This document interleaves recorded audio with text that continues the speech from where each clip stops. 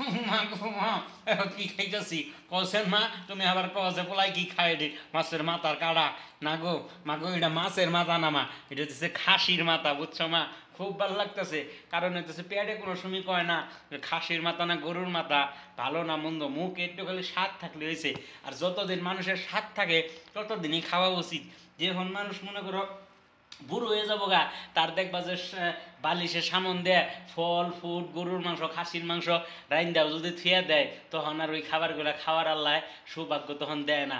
কারণ হইতেছে মনে করো তখন তার দাঁত থাকে তো মুখে রুচি থাকে না, আবার রুচি থাকলে দাঁত থাকে না, মন থাকে না, তারপরে খাওয়ার প্রতি কোনো ভক্তি থাকে না। তারপরে মনে করো ভালো কোনো কিছু খাইলে হজম হয় না, বুঝছো মা?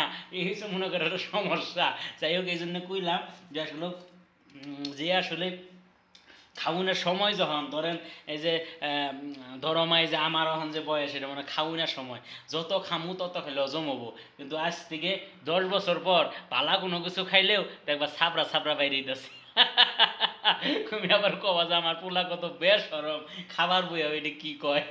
আসলে এবার সরমের কোনো বিষয় না, সত্য জামা তাই কই, বুঝছো মা? যাই হোক মা, এই যে খাইতেছি খাসির মাথা, খুব ভালো লাগতেছে। কারণ খাসির মাথার টেস্টটাই আলাদা। খুব স্বাদ লাগতেছে মা।